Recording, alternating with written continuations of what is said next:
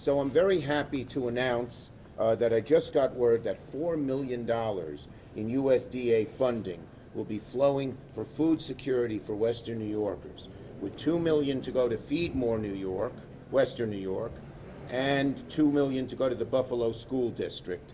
And both of them, which will get both of them better connected to local food producers and farmers. This is a win-win, because they try to buy local produce, particularly produce, and then be able to give it to families who need help. And that's what Feed More has done, and we've always supported Feed More. We got them $2 million, additional $2 million earlier to expand their distribution facilities and reach out to all of Western New York. I was just in Rochester talking about this, and they had the onions, that was the prop behind me, a lot of bags of onions, and they were from Elba.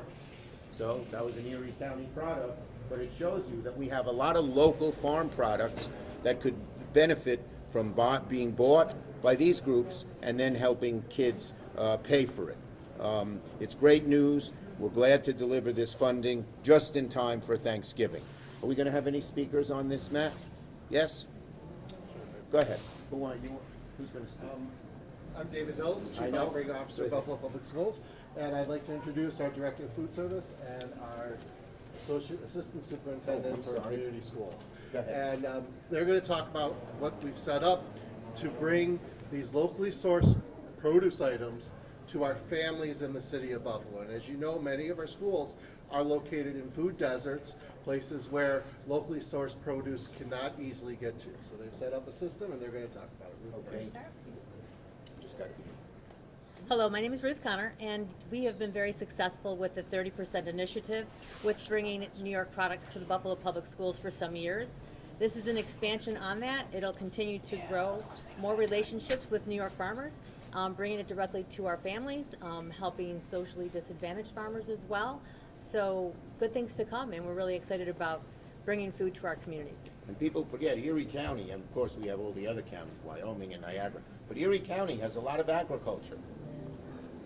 Hello everyone, my name is Alyssa Monfletto. I oversee the Community School Initiative for Buffalo Public Schools.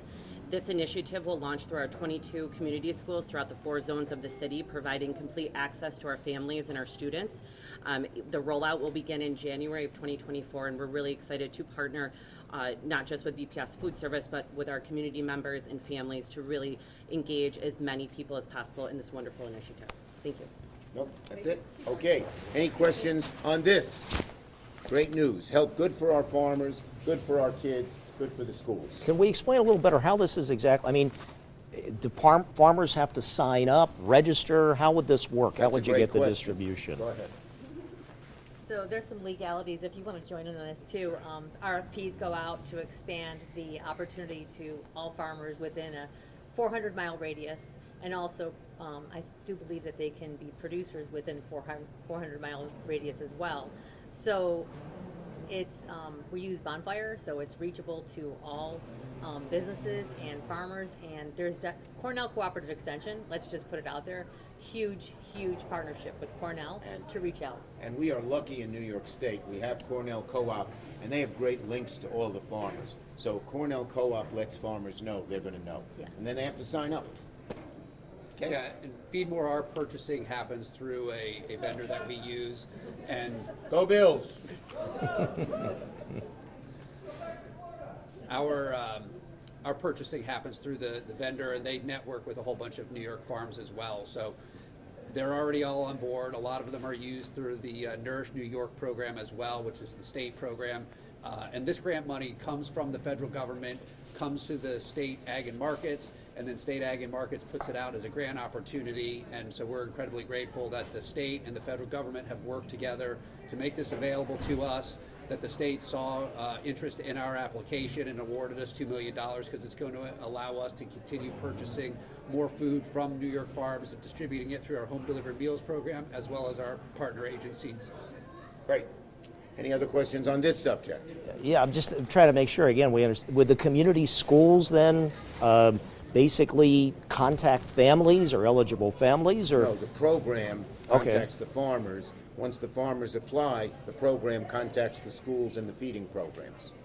Right, but I'm saying the schools then are the centerpiece Some, of. for some, but not all. Go ahead. So our community schools have what's called Saturday academies, We're open every Saturday.